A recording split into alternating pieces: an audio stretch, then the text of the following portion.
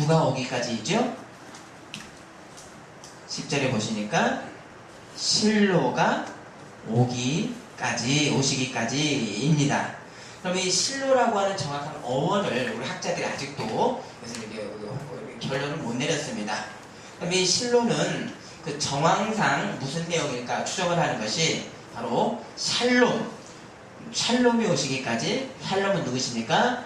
화평의 왕이 오시기까지 유다의 그 왕권이 지속이 될 것이다 라고 하는 이 메시아에 대한 예언으로 해석을 하는 것이 바로 정통 유대인들이 이렇게 해석을 하고, 우리 개신교, 바로 이 종교개혁 전통인 이 개신교 이 전통이 이 메시아의 어떤 말씀으로 해석을 합니다. 이 유다와 장자권을 경쟁할 또 한 아들이 있지요. 이 사람이 누굽니까? 바로 11번째 아들이 누구죠? 요셉입니다. 자, 이 요셉의 축복이 22에서 26절, 굉장히 긴 절입니다. 자, 22절 읽어주십니다.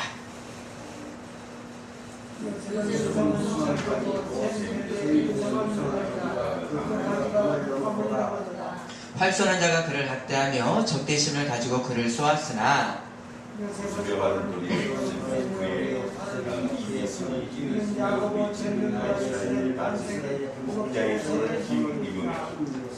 내 아버지의 하나님께로 말미암나니 그가 너를 도우실 것이요 전능자로 말미암나니 그가 내게 복을 주실 것이라. 위로 하늘의 복과 아래로 깊은 샘의 복과 젖먹이는 복과 태의 복이리로다. 26절이요.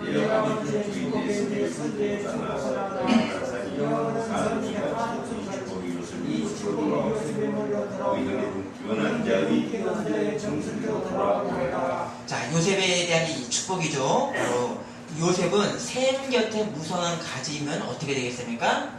물 옆에 있으니까 그 가지는 풍성하게 열매를 맺습니다. 이 복뿐만 아니라 하늘의 복, 샘의 복, 젖먹이는 복, 태의 복, 그러니까 풍성함의 이 모성적 상징, 이 풍성함의 복을 요셉 지파가 받을 것이고, 이것과 함께 또 어떤 복까지 있는가? 활에 강한 능력이라고 하는 군사력도 요셉이 가질 것이다 라고 축복 예언을 했습니다. 그래서 그러면 이 강성함의, 이 요셉의 강성함의 시작이 어디서부터 온 것인가 하면 하나님으로부터 이것이 온 것이 24절 하반에 보시면 전능자 이스라엘의 반석인 목자의 손을 힘입음이라. 하나님으로부터 오는 축복, 사실 모든 축복이 하나님으로부터 오는데 요셉의 축복에는 특별하게 하나님으로부터 오는 것에 대한 이 명시가 되어 있습니다. 그럼 이 요셉이 받는 복이 어떤 역사적 경로와 전통 가운데 있었던 복인지 25절에 보시면요, 내 아버지의 하나님께로 말미암나니 그가 너를 도우실 것이요. 누구로 말미암습니까? 전능자 하나님, 바로 전능하신 하나님이라고 고백을 합니다. 그러면 여기서 너의 아비 하나님이라는 것은 바로 역사적인 어떤 경로 가운데서 증조 할아버지가 누구예요? 요셉의 증조 할아버지가 누구죠? 아브라함입니다. 아브라함으로부터 이 하나님에 대한 계시가 이어져서 이삭, 야곱, 요셉으로까지 너의 아비의 하나님이라고 하는 이 역사적인 전통이 신앙 가운데 이어져서 요셉으로까지 이어지는 역사적인 어떤 그런 계시의 내용에 따라 후손들이 알았고 고백하는 하나님이 뭡니까? 전능하신 하나님입니다.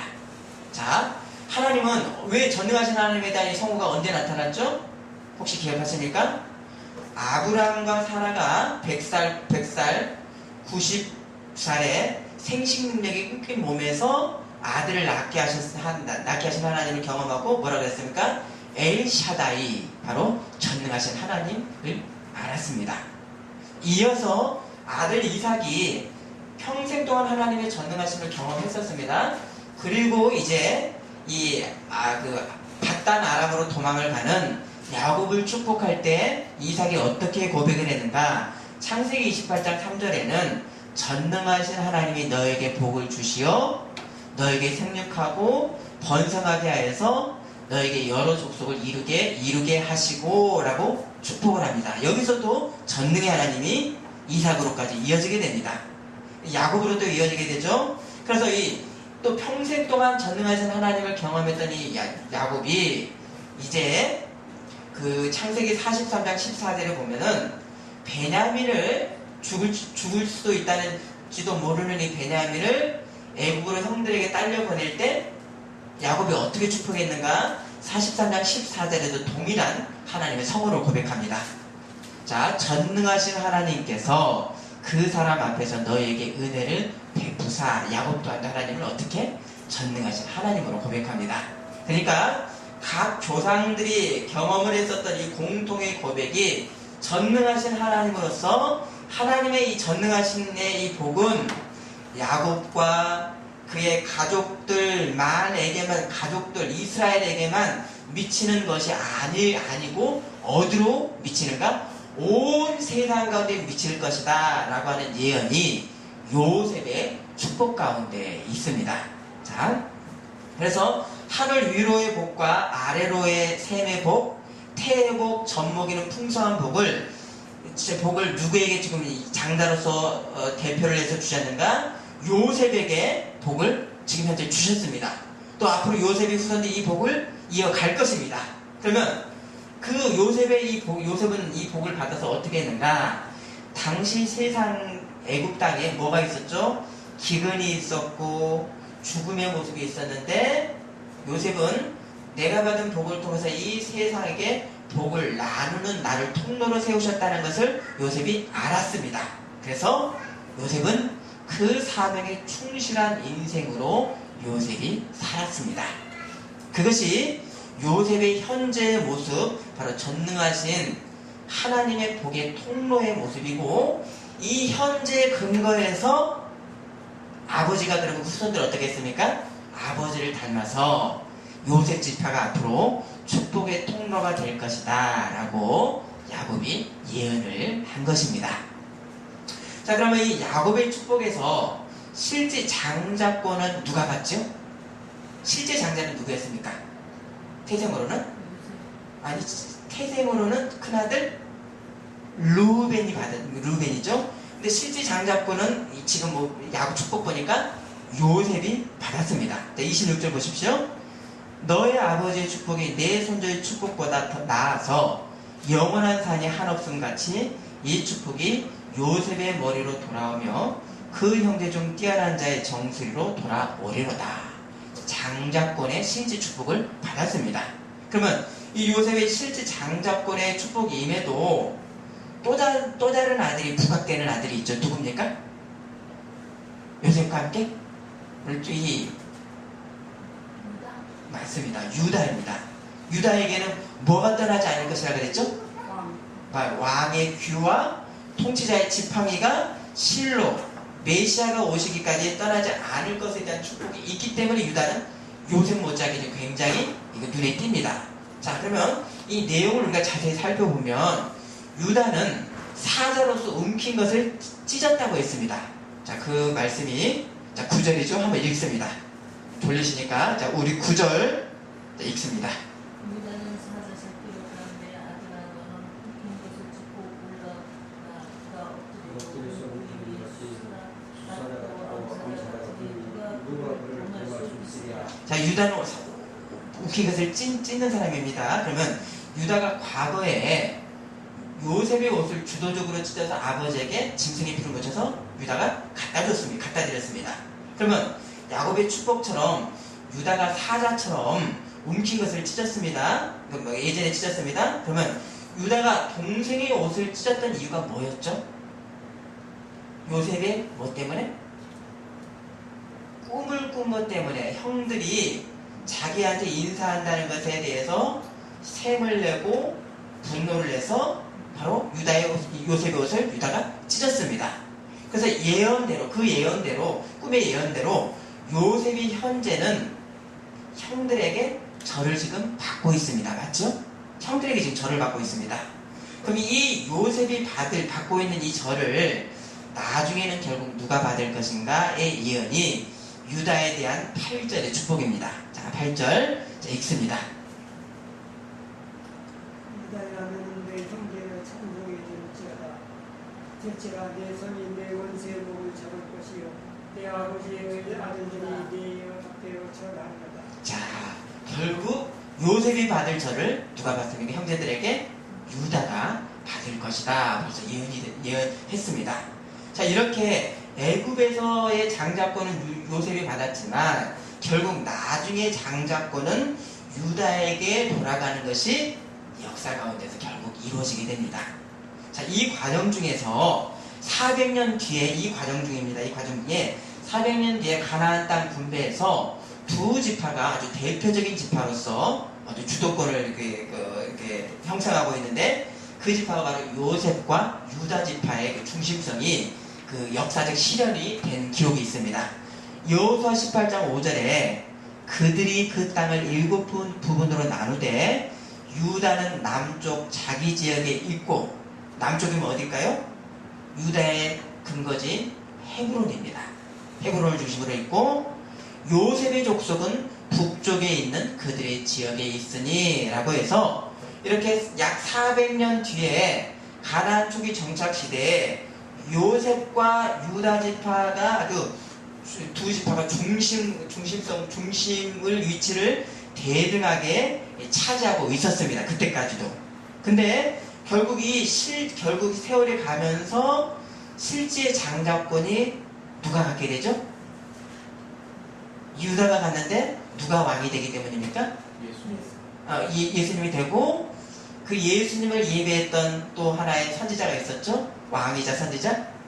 다윗이 왕이 돼서 그 이후로 유다 족속들이 계속해서 왕권을 이어갑니다. 그러고 난 다음에 그 유다 거기 그 족보에서 예수님이 결국 실로 평화의 왕으로서 예수님이 태어나게 되십니다. 자, 그럼 이 역사를 요약을 한 말씀이 있는데요. 역대상 5장 1절 2절 찾습니다. 적어 놓으시고요.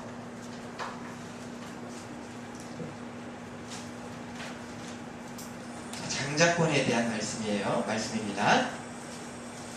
역대상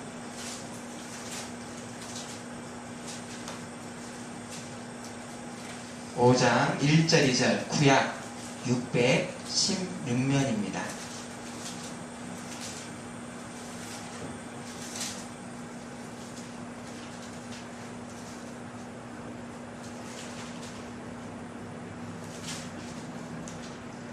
야곱의 예언이 어떻게 역사에서 나중에 결국 이루어졌는지 1절 읽습니다. 이스라엘의 장자는 누구는 장자라도 그의 아버지의 신상을 주로 장자의 명분이 이스라엘 요셉을 찾아내기로 들어와서 족보의 장자의 명분대로 기록되지 못하였느니라. 2절 유다는 형제보다 뛰어나고 주권자가 유다에게서 났으나 장자의 명분은 요셉에게 있으니라.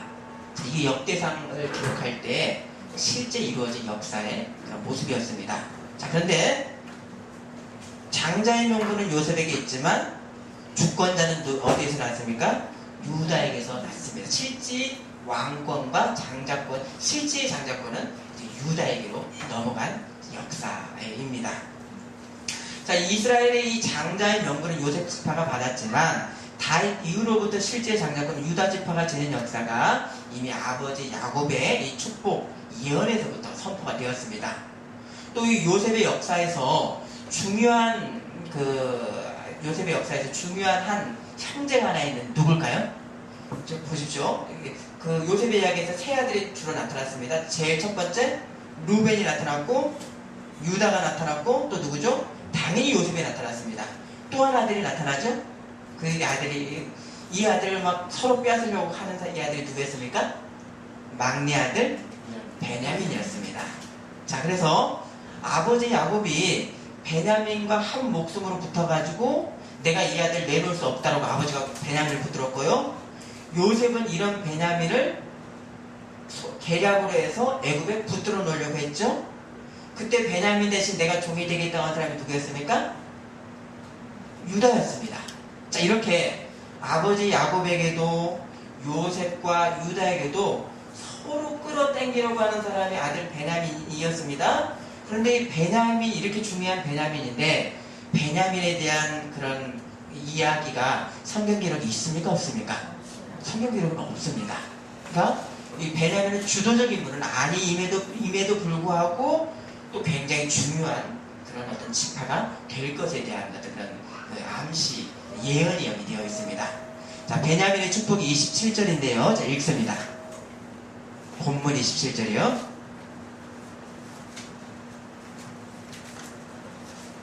베냐민은 물어뜯는 뒤라 아침에는 빼앗는 것을 먹고 저녁에는 굶긴 것을 나누리로다. 자, 베냐민이 이제 앞으로 역사에서 보니까 물어뜯는 일이라 그랬습니다. 그래서 굉장히 베냐민 지파가 호전성을 띈 지파로 나타날 것인데 그 역사가 실제로 나타납니다. 언제 나타나죠? 사사기를 읽어보면 베냐민 지파 혼자 11지파를 상대로 전쟁을 할 정도로 굉장히 아주 용맹한 그런 어떤 지파가 베냐민입니다. 근데 그때 그 전쟁이 혹시 기억하십니까? 어떤 대의명분이 있어서 베냐민이 그 전쟁을 한 것이 아니라 뭐 때문에 했죠? 한 레인의 첩을 갖다가 베냐민 사람들이 밤새도록 아주 끔찍하게 유린을 해놓고 죽여놓고도 그것에 대해서 죄를 회개를 안 했다가 11지파와 베냐민 지파가 전쟁을 해서 베냐민 지파가 거의 몰살의 어떤 그런 위기까지 놓였었습니다. 그 정도로 이렇게 용맹한 어떤 지파입니다. 자, 그래서 이런 이 베냐민 지파는 누구의 태생이죠? 야곱의 라헬의 태생입니다. 라헬은 또 누구를 낳죠? 라헬은 베냐민과 함께 요셉을 낳습니다. 그러면 이 요셉과 이 베냐민이 가까운데 야곱의 예언을 보면 물어뜯는 일이라고 있습니다. 베냐민이. 그러면 베냐민이 무성한 가진 요셉과 가깝습니까? 움켜진 사자인 유다와 가깝습니까? 그렇죠. 일이 또 사자인 이 동물끼리인 유다가 베냐민이 더 가깝습니다. 그러면 나중에 요셉의 아들이 에브라임 지파가 북이스라엘의 왕의 지파가 됩니다. 그래서 남북이 그때 갈라지게 되죠. 솔로몬의 아들 르호보암 때부터 남과 북이 갈라지게 됩니다. 그때 이 갈라지니까 서로 지파들을 끌어당겨야 되지 않겠습니까? 그때 요셉의 친형제인 베냐민 지파는 어디에 속했죠? 그때 속했을까요?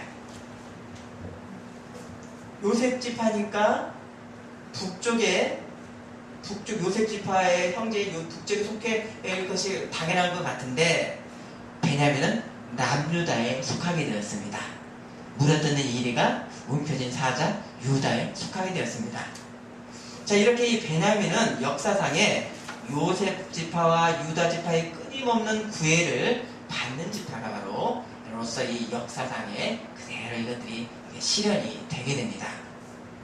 자, 그리고 이런 역사 가운데서 나중에 북이스라엘이 10지파로 갈리고요. 나중에 이 북이스라엘이 어떤 나라에 의해서 멸망당합니까? 아수르. 주전 722년도에 아수르에 의해서 멸망을 당해서 10지파가 어떻게 됩니까? 아수르 정책은 그 지배하는 나라를 갖다가 이 족속들을 갖다가 뿌리쳐 뽑아가지고 세계 곳곳으로 흩어버립니다. 그래서 10지파가 다 흩어져 버리고 그 비어있는 사마리아 성에는 이방인을 대거 이주를 시켰습니다. 그래서 북쪽 이스라엘 사람들과 이 이방인들과 결혼을 시켜서 사마리아 성 사람들이 무엇이 됐겠습니까? 순수 혈통을 지키지 못하고 혼혈이 그때 주전 722년도부터 혼혈 족속이 되어버렸습니다. 그래서 이 사마리아 성 사람들이 예수님 때까지도 유대인들과 늘 원수 관계였었던 바로 누구? 바로 사마리아 성 사람들입니다. 이게 역사적 흐름입니다. 반면 남쪽이 유다와 베냐민은 BC 586년대에 바벨론에 의해서 멸망을 당하죠. 그리고 바벨론 포로로 예루살렘 사람들이 끌려갔습니다. 그러다가 몇 년 만에 다시 돌아옵니까? 하나님의 예언의 말씀대로 약 70년 뒤에 포로에서 다시 돌아와서 이스라엘의 혈통과 정통을 유다와 베냐민은 지켰습니다. 그래서 자, 히브리인 중에 히브리인이라고 했던 사람이 누굽니까? 신약의 바울입니다. 근데 왜 히브리인 중에 히브리인이라 그러냐면 자기가 어떤 지파니까 바로 정통을 지킨 베냐민 지파니까 나는 히브리인 중에 히브리인이다 라고 그 베냐민 지파에 대해서 그 정통성에 대해서 바울이 고백을 했습니다. 자, 이렇게 이 유다, 베냐민 이 소수의 레위인들이 지금까지 이스라엘의 그 정통을 지키고 있는 그런 지파들입니다. 자, 이제 이 야곱이 12아들을 전체로 이제 축복으로 이제 예언을 냈습니다. 자, 본문 28절입니다.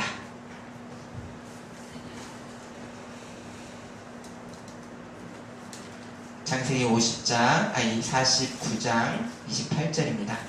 이들은 이스라엘의 12지파가 이와 같이 그들에게 아버지가 그들을 말하고 그들에게 축복하였으니 그들 사랑의 우량대로 축복하였다. 자, 야곱의 축복의 현재에는 요셉이 장자로서 애굽에서 온 가족을 보호하는 아주 중요한 그런 위치에 지금 있습니다. 그런데 자, 이것은 역사의 한 단면일 뿐 야곱은 더 큰 미래를 바라보면서 온 이 자녀들에게 유언을 합니다. 자, 그 말씀이 29절 읽습니다.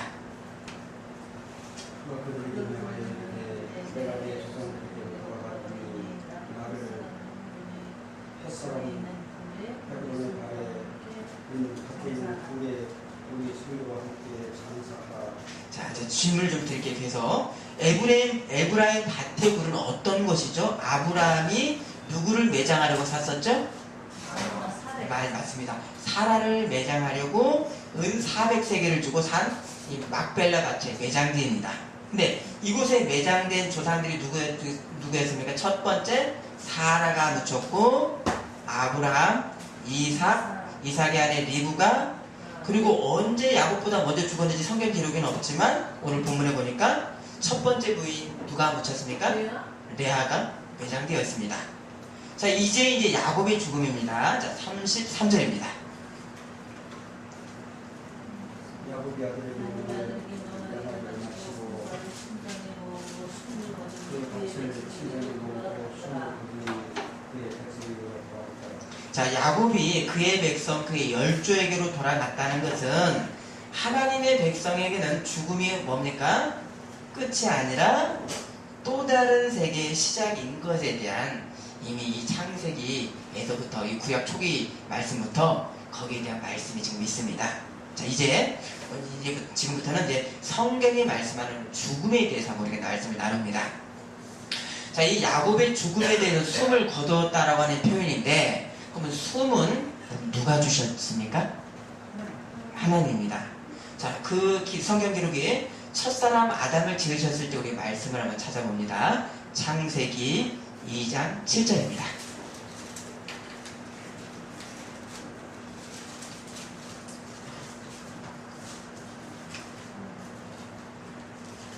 여호와 하나님이 땅을 뜯어 사람을 지으시고 생기를 독수리에 불어넣으시니 사람이 생명이 되니라. 자, 보십시오. 하나님이 사람에게 생기, 숨을 불어넣으시니까 사람이 살아있는 영이 되었습니다. 자, 그러면 사람의 창조와 짐승의 창조에는 어떤 차이가 있을까요, 여러분? 생각해 보십시오. 영이요. 맞습니다. 우리가 한번 그 기록을 한번 봅니다. 2장 19절을 보십니다. 차이가 보실 수 있습니다. 읽습니다. 여호와 하나님은 흙으로 같은 들짐승과 공중의 새를 지으시고 아담이 무엇이라고 드러나 하시려고 그것들을 그에게로 끌어주니 하나님이 생물들을 부르는 것이 큰 이름이 되었더라. 자, 2장 7절과 19절을 보십시오. 사람도 땅의 흙으로 사람을 지으시고, 19절도 보시니까 흙으로 각종 들짐승과 공중의 새를 지으시고, 똑같죠? 그런데 사람이 지을 때 그 재료가 다 똑같이 흙으로 지음을 받았습니다. 그래서 사람은 우리는 재료적으로 질적인 면으로 보면 우리는 하나님의 형상에 가깝습니까? 짐승의 형상에 더 가깝습니까? 아니, 질적인 형상. 재료는 우리는 또 짐승에 더 가깝습니다. 하지만 이런 이 흙의 사람에게 하나님께서 특별하게 사람에게만 주신 것이 뭡니까? 하나님의 생기를 불어넣어 주셔서 사람이 생명이 됐습니다.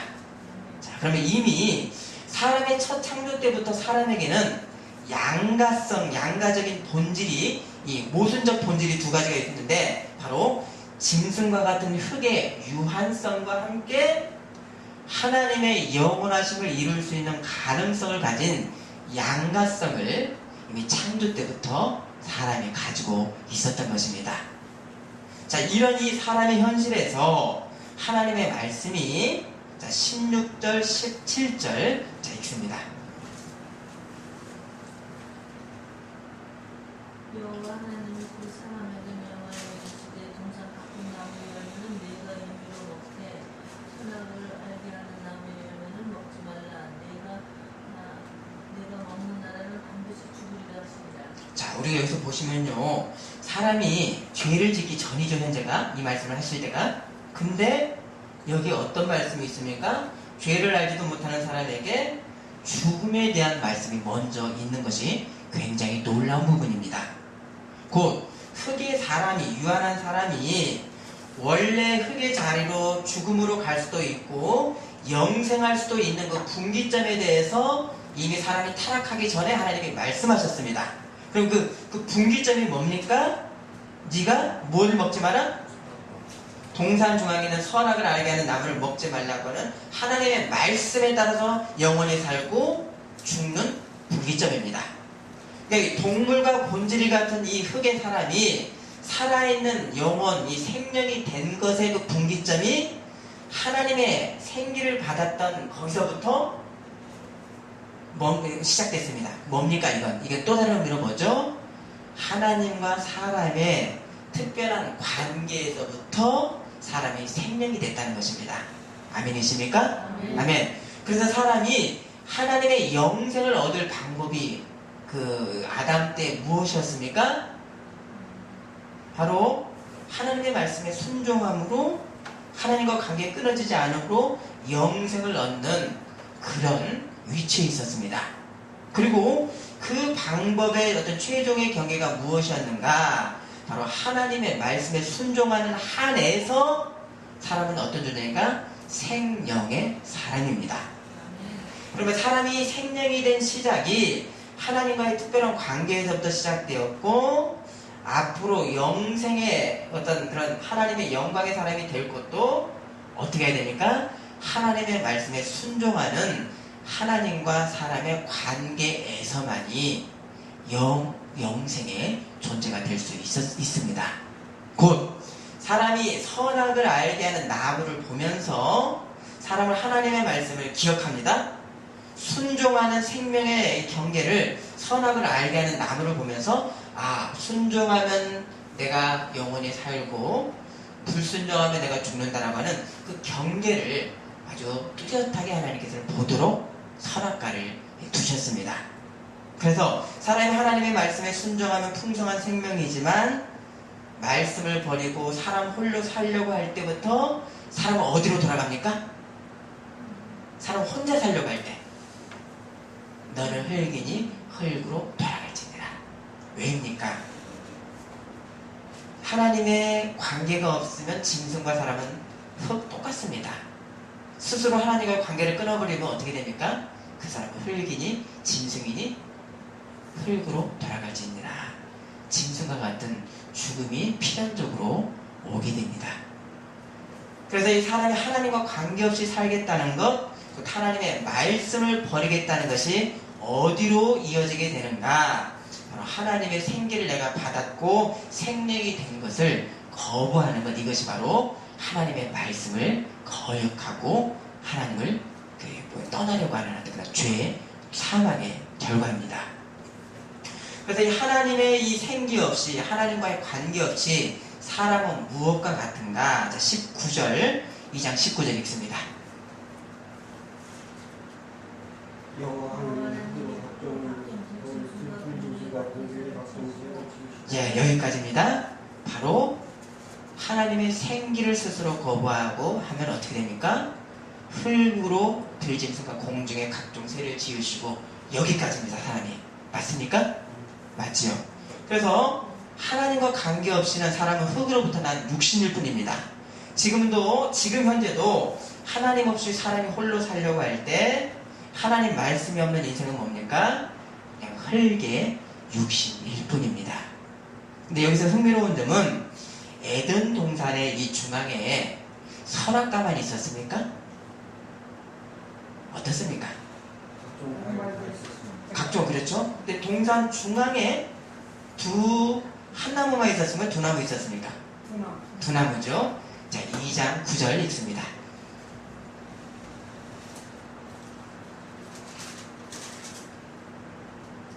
여호와는 그들을 보시기에 아름답고 온전한 나라하게 했습니다. 동산 가운데 생명나무와 선악을 알게 나무가 사람이 타락 이전에 벌써 뭐가 있었죠? 동산 중앙에는 생명나무도 있고 선악을 알게 하는 나무도 있습니다. 그러니까 그러면 사람 타락 이전에 사람이 생명나무를 먹었습니까? 어떻습니까? 거기에 대한 생각 이름은 없지요. 이에 대한 우리가 답을 찾을 수 있는 말씀이 사람이 타락한 이후에 하나님이 어떤 말씀을 하셨는가? 거기에서 우리 답을 찾을 수 있습니다. 3장 22절입니다. 3장 22절. 여호와는 이르시되 보라 이 사람이 신랑을 아는 이에게 하나같이 되었으니 그가 그의 손을 들어 생명나무의 열매를 까먹고 영생을 까먹으라. 자, 여러분 이 말씀을 보시건대 사람이 지금까지 생명나무를 먹었었는데 타락을 했으니까 이제는 금하겠다 그런 말씀이 아니지요. 그 전부터 타락 전부터 동산 중앙에 생명나무와 선악을 알게 하는 나무를 사람이 먹을 수가 없었기 때문에 이제 선악을 알게 된 사람이 생명나무의 열매를 못 먹게 하겠다라고 하는 하나님의 말씀입니다. 곧 아담이 하나님의 말씀에 순종을 해서 하면은 결국에는 동산 중앙에 이 생명나무를 먹게 하셔서 영생의 존재가 사람이 되었을 것입니다. 자, 이런 행위 계약의 말씀을 어디에 하나님께서 두셨는가? 선악과를 먹지 말라라고 하는 이 금령의 말씀을 통해서 행위 계약을 하나님께서 언약을 주셨습니다. 자, 그래서 이 첫사람에 대한 이 행위 언약에 대한 웨스트민스터 신앙고백서 7장의 고백 내용입니다. 사람과 맺은 첫 언약은 행위의 언약으로 그것 안에서 완전하고 개별적인 순종을 조건으로 아담에게와 그의 모든 후손에게 생명이 약속되었다. 이게 행위 언약입니다. 그러니까 하나님의 선악과를 먹지 않았으면 결국에는 생명나무를 먹어서 영생의 존재가 되었을 것입니다. 근데 사람이 이것을 이룰 수 없어서 하나님께서 새롭게 주신 언약이 어떤 언약입니까? 은혜의 언약입니다. 사람에게는 공짜 언약입니다. 자, 그 은혜의 언약에 대한 말씀이 사람은 자신의 타락으로 말미암아 그 언약으로 인한 생명을 스스로 얻을 수 없게 되었기 때문에 주께서는 은혜의 계약이라고 부르는 둘째 언약을 사람과 맺으시기를 기뻐하셨다. 그것으로 하나님은 죄인들에게 예수 그리스도를 통해 생명과 구원을 값없이 주시되 그들이 구원을 얻게 하기 위해서 그에 대한 신앙을 요구하셨다. 그리고 하나님은 생명을 얻도록 정해진 모든 사람에게 그들로 하여금 믿고자 하며 또 믿을 수 있도록 그의 성령을 보내시기로 약속하셨다. 이 은혜 계약입니다. 곧 사람이 흙의 육신이면서 영생의 사람이 될 수 있는 가능성이 바로 아담의 어떤 모습이었습니다. 근데 여기서 사람이 스스로 하나님과의 관계를 끊어버렸습니다. 그러면 사람의 귀결이 뭡니까? 하나님과의 관계를 끊었다는 것은 사람의 본체로 어디로 돌아간다는 거죠? 흙으로 돌아갈지니라 죽음의 인생이 당연히 되었던 것입니다. 자, 사람이 하나님의 말씀을 사람 스스로 거부한 것, 그것이 뭔가? 죄의 타락으로 인해 원래 사람의 모습 흙으로 돌아가는 그 죽음이 이 모든 이 지금까지도 세상 가운데 죽음이 들어왔습니다. 하지만 이 타락의 현장에도 하나님께서 다시 세워주신 은혜의 언약을 세워주셨는데 그 사단의 뱀의 머리를 누가 깨뜨리실 것이다 라고 했습니까? 여자의 후손이 깨뜨릴 것이다. 그 타락의 현장 가운데 이미 하나님은 또 다른 은혜 언약을 거기서 이미 주셨습니다. 그리고 하나님께서 심판하시는 말씀을 우리가 잘 보면 저주라고 하는 말씀을 사단에게와 땅에게는 저주라고 하는 말씀을 하셨지 사람에게는 저주라는 말씀을 하지 않은 것을 우리는 볼 수가 있습니다. 자, 그래서 이 결국 사람의 아들로 오신 예수님을 구원자로 알고 믿는 사람은 어떤 사람인가? 바로 물과 성령으로 거듭난 새롭게 난 영생의 사람입니다. 자, 그래서 요한복음 20장에 보시면 부활하신 예수님께서 제자들에게 나타나셔서 뭐라고 인사하셨죠? 평강이 있을지어다. 실로가 오시기까지 평강의 왕이 예수님, 부활하신 예수님께서 평강의 인사를 하셨고요. 그리고 예수님이 제자들에게 뭘 하셨죠? 성령을 받으러 하시기 전에 뭘 하셨습니까? 숨을 내쉬면서 성령을 받으라. 태초에 하나님께서 흙으로 사람을 지으시고 생기를 불어넣으시니 사람이 생명이 된지라. 성령의 바람을 예수님으로부터 받으니 바로 사람이 새로운 새 창조의 사람이 이제 은혜계약으로 되었습니다. 자, 그래서 이제부터 예수님을 믿는 사람은 뭡니까? 성령의 사람은 영생의 존재가 우리가 이미 된 것입니다. 아멘이십니까? 아멘. 요한복음 3장 36절 아들 믿는 자에게는 영생이 있고 아들에게 순종하지 아니하는 자는 영생을 보지 못하고 도리어 하나님의 진노가 그 위에 머물러 있느니라. 이렇게 거듭난 영생의 사람일지라도 에덴 동산 중앙에 있었던 두 나무에 대한 금령의 말씀이 우리에게 그대로 이어지고 있습니다. 이것은 이미 하늘에서 내려오신 영생의 떡, 영생을 받은 영생을 우리가 믿음으로 예수님의 살을 우리가 지금 먹었고 또 먹고 있습니다. 이 영생의 존재인 우리에게 또 다른 하나님의 말씀이 무엇입니까? 바로 동산 중앙에 있었던 두 가지의 나무가 상징하고 있습니다. 선악을 알게 하는 나무는 먹지 말라라고 하는 금령의 말씀이 은혜로 구원받은 우리에게도 여전히 유효하고 있는 것입니다. 아멘이십니까? 아멘. 하나님의 말씀에 네가 순종하고 영생의 사람일지라도 순종하라고 하는 금령의 말씀, 바로 이 말씀이 지금도 우리에게 유효합니다. 곧 믿음으로 우리가 영생을 받았음과 동시에 영생의 사람인 내가 넘을 수 없는 경계와 한계점이 하나님의 말씀으로 우리 가운데 있는 것입니다. 로마서 6장 1절 2절 우리 찾습니다.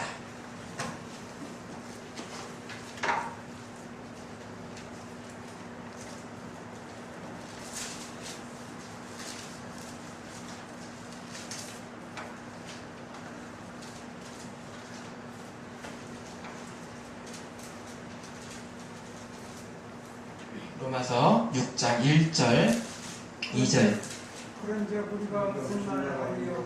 우리를 더하여 죄에 더하리라. 그렇습니다. 죄에 대하여 죽으나 어찌 가운데 더 살리요. 자, 우리가 어찌 죄에 대해서 살려? 자, 12, 13절 보십니다. 자, 읽습니다.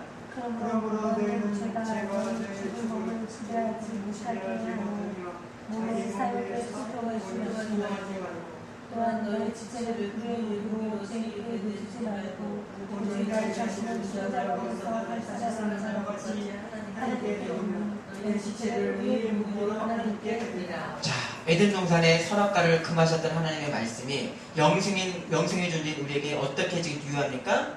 너희 지체를 죄의 무기로 드리지 말고 의의 무기로 하나님 앞에 드리라 라고 하는 그 말씀이 여전히 유효하고 있는 것입니다. 자, 요한복음 14장은 예수님을 믿고 사랑하는 것, 영생을 받은 사람이 무엇과 연결이 되는가? 예수님 직접의 말씀이 있습니다. 자, 요한복음 14장 12절, 15절 보십니다.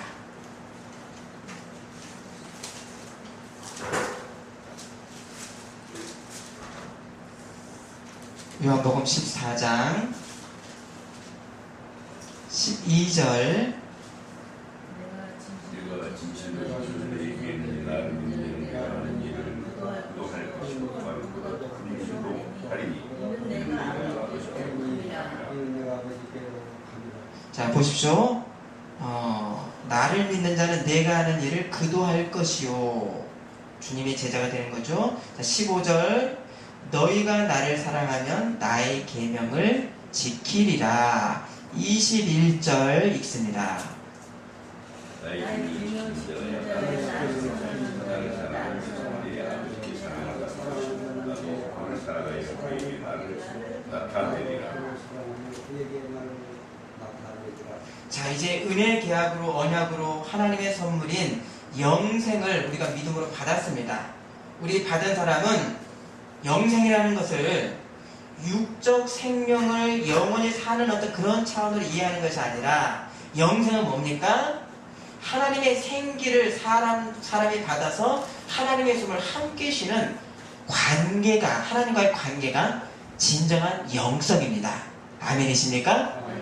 곧 하나님이 숨을 쉬는 영생의 사람이기 때문에 우리는, 이 사람은 하나님의 말씀을 사랑하고 순종을 하기 때문에 육의 옛 습관들을 버려나가는 성화가 필연적으로 영생의 사람들에게 나타나는 것입니다.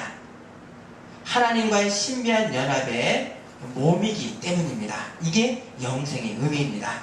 근데 영생의 의미를 육의 어떤 생명으로만 산다라는 생각을 하고 옛 습관을 버리지 않고 늘 하나님보다 세상 즐거워하기를 더 즐거워하는 이 모습, 이것이 진정한 영생의 모습인가? 이것을 우리는 잘 알아야 되는 것입니다. 요한복음 14장 20절에 그날에 성령을 받는 날, 우리가 영생을 받는 날에 대해서 말씀합니다. 그날에는, 성령을 받는 날에는 내가 아버지 안에, 예수님이 아버지 안에, 우리가 예수님 안에, 또 그러니까 우리가 어디 안에 들어갑니까? 결국 예수님 안에 들어가서 하나님 안에 우리가 지금 있습니다. 그리고 또 다른 말씀입니다. 성령으로 내가, 예수님이 너희 안에, 우리 안에 있는 것을 너희가 알리라. 이것이 성령의 어떤 그런 성령을 받음으로 인한 하나님과 우리의 관계입니다. 자, 그럼 이 하나님과 이 신앙인의 관계성이 나와 하나님과 1대1의 관계로만 이어집니까? 어떻습니까? 바로 필연적으로 세상을 향한 하나님의 사랑을 전하는 사명자로 다른 사람을 형제 자매로 보는 근원적 변화가 이 신앙에서부터 이루어지게 됩니다. 요한복음 13장 34, 35절 예수님께서 제자들의 발을 닦아주시고 뭐라 그러셨죠? 새 계명을 너희에게 주노니 내가 너희를 사랑한 것 같이 너희도 서로 사랑하라. 너희가 서로 사랑하면 이로써 모든 사람이 너희가 내 제자인 줄 알리라. 하나님과의 관계성은 필연적으로 다른 사람과의 관계성으로 이어지게 됩니다. 이처럼 우리가 누리는 이 땅에서의 생명, 지금 현재 영혼육의 전인의 생명을 우리가 지금 누리고 있습니다. 또한 이런 어떤 이 육적 생명을 계속해서 있는 영생은 우리가 하나님으로부터 받은 선물입니다. 그러니까 우리는 이 생명에 대해서 권리가 없습니다. 그러면 먼저 우리가 이 땅에서의 영혼육의 이 전인적인 생명은 어떤 한계가 있죠? 우리의 생명은 어떤 한계가 있습니까? 시간적인 한계가 있습니다. 하나님께서 숨을 거두어 가시면 우리는 가게 됩니다. 그래서 하나님께서 허락하신 시간 안에서 우리는 기뻐함으로 하나님의 주신 생명의 이 육적 생명, 영혼육의 생명의 선물을 우리가 기뻐하면서 누리고, 하나님 자녀의 사명을 이 시간 안에서 감당을 해야 됩니다. 자, 그러면 여기에서요, 우리 살아있는 시간 가운데 하나님의 선물이 이 땅의 어떤 생명의 끝이 뭡니까? 생명의 끝. 뭐죠? 생명의 최종 끝에는 죽음이 있습니다. 그러면 죽음은 생명의 끝자락이죠? 그러면 생명의 일부입니까? 생명과는 죽음이 별개입니까? 생명의 일부이죠. 그러면 우리 성도는 죽음을 어떻게 대할 수 있는 객관적 사실이 있는가 하면 우리에게는 죽음마저도 하나님과 나의 관계성 안에서 죽음이 포함되어 있는 것입니다. 여기에서 우리는 이 두려운 죽음을 어떻게 내가 대할 수 있는가 답을 찾아나갈 수 있습니다. 그래서 우리가 결국 맞을 이 죽음에 대해서 지금 삶의 끝으로서의 이 죽음에 대한 이 말씀의 진리를 우리가 이 말씀으로서 양식으로 먹어서 두려운 죽음을 우리가 어떻게 대해야 되는가, 여기에 대한 우리의 대비가 있어야 되고, 매일 죽노라고 하는 실제 죽음에 대한 연습이 우리에게 있어야 됩니다. 첫사람의 죄로 인한 모든 사람의 이 죽음에 대해서 구약의 말씀이 죽음에 대해서 가리키는 한 면은 사람이 말씀에 순종을 하면 평안히 살다 장수하리라 라고 했습니다. 이것이 구약 율법서의 말씀이고, 아브라함도 하나님의 복을 받아서 하나님께서 언약을 하셨던 것이 너는 장수하다가 평안히 조상에게로 돌아가 장사될 것이요 라고 해서 아브라함은 그렇게 복받은 죽음을 이렇게 받았습니다. 그러면 이런 이 평화로운 죽음이 모든 의인들이 맞는 죽음인가? 어떻습니까? 이사야 선지자는 어떻게 죽음을 당했다고 우리가 그 전설로 남아 있습니까? 톱으로 뱀을 당해서 순교를 했다라는 그런 전설이 있습니다. 그러면 이사야는 왜 그런 처참한 죽음을 맞았는가? 이 구약은 이렇게 이 어떤 평화로운 죽음과 의인이 맞는 그런 비참한 죽음에 대해서 여러 성경에서 어떤 일치하지 않는 말씀을 구약 성경 곳곳에서 지금 하고 있습니다. 자, 시편 73편 3절 5절에 한번 보실까요?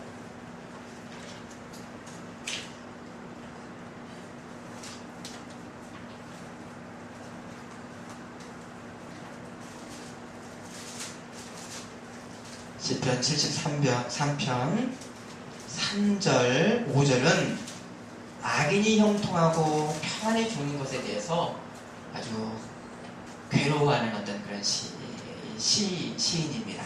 자, 4절 5절 읽습니다.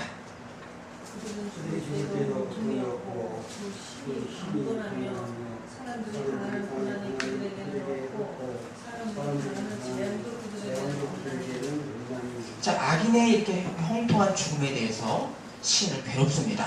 반면 의인인 자신이 어떤 고난을 당하는가? 13, 14절 보십시오. 내가 내 마음을 깨끗하게 하며 내 손을 씻어 무죄하다 한 것이 실로 헛되도다. 나는 종일 재난을 당하며 아침마다 징벌을 받았도다. 오히려 의인으로 사는데 나는 매일 징벌을 받는 이것에 대해서 한탄을 지금 하고 있습니다. 악인의 형통과 평안한 죽음에 대한 현실에 대한 한탄의 말씀도 구약 다른 어떤 말씀에는 곳곳에 지금 있습니다. 그래서 우리는 의인의 형통과 이 평안한 죽음에 대한 이 하나님의 말씀에 대해서, 이 구약의 말씀에 대해서 우리는 지금 어떤 소원을 둡니까? 우리의 소망은 하나님, 저도 그런 평안한 죽음을 받고 싶습니다 라고 소원을 할 뿐이지 실상은 꼭 그렇지는 않는 것이지요. 또 한 예로 하나님의 말씀에 순종할 시간도 없이 어린아이가 죽는 어떤 그런 상황들이 있죠. 의인들이 무고하게 고통당하고 죽는 그런 상황은 어떤 의미입니까? 여기에 대해서 이 구약 성경은 정확한 답을 사실은 이렇게 명확하게 말씀을 안 해주시고 있고, 사실 변죽만을 울리는 그런 어떤 느낌을 구약 성경에서 봅니다. 자, 그러면 이 구약 성경이 이 죽음에 대해서 이런 이 모순적 사실들을 정직하게 가리키고 있는 그 이면에는 또 다른 무엇이 있기 때문입니다. 도대체 어떤 이면 의도가 있는가? 바로 의인의 죽음과 고통에 대해서 구약의 말씀이 의인이 평안하게 죽음에 대한 그 모순의 현실을 더 명백하게 모순을 말씀할수록 구약은 뭘 소망하고 있습니까? 부활에 대한 희망을 향하고 있는 것입니다. 그래서 결국 구약에서 말씀하시는 이 죽음에 대한 이중성, 평안히 죽기도 하고 의인인데도 아주 비참하게 죽기도 하는 이 이중성의 이 두 가지는 바로 두 가지죠. 하나님의 말씀에 순종하는 인생에 맞는 복된 어떤 죽음이고, 또 한편은 생명의 무의미한 단절이라고 하는 모순의 내용을 구약은 정직하게 이야기를 합니다. 그러나 이것에 대한 변증법적으로 한 답을 말씀을 이렇게 명확하게 말씀을 하진 않습니다. 잠언 3장 19절에 인생이 당하는 일을 짐승도 당하나니 그들이 당하는 일이 일반이라 다 동일한 호흡이 있어서 짐승이 죽음같이 사람도 죽으니 사람이 짐승보다 뛰어남이 없음은 모든 것이 헛됨이로다. 아주 정직하죠. 자, 이런 이 모순적인 죽음의 허무성에 대해서 정직하고 있는 이 구약의 말씀의 이면에는 뭡니까? 뭘 바라보고 있습니까? 바로 찬란한 생명, 영생을 강하게 향하고 있고 구약이 지시하고 있어서 영생의 실체를 구약이 갈망하고 있는 것입니다. 곧 모순과 허무의 죽음의 실체도 결국에 어떤 복된 죽음이 있을 것인가에 대한 영원한 표적이 나타날 것을 구약에서는 아주 강력하게 소망을 하고 있는 것입니다. 곧 누구를 기다리고 있습니까? 바로 메시아를 기다리고 있습니다. 이 메시아 예수님을 통해서 십자가의 그 비참한 죽음도 어떻게 되는가 라고 하는 명백한 증거가 나타날 것을 구약은 이 죽음의 그 이중성, 양가성을 그대로 드러내면서도 그 부활의 영생을 강하게 갈망하고 있는 것을 우리가 보게 되는데, 다음 시간에 더 자세한 말씀을 나누도록 하겠습니다. 기도하시겠습니다.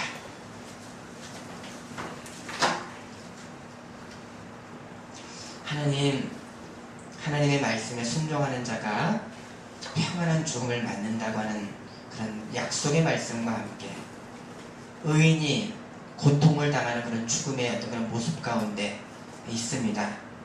또한 그 이 모순 가운데서 하나님의 아들 예수님도 십자가에서 비참한 죽음 가운데서 어떻게 하셨는지, 그 죽음이 어떻게 결국 되었는지 하나님 이 예수님의 죽음을 통해서 우리의 죽음을 연습하는 경건의 훈련이 우리 가운데 풍성히 있을 수 있도록 인도하여 주옵소서.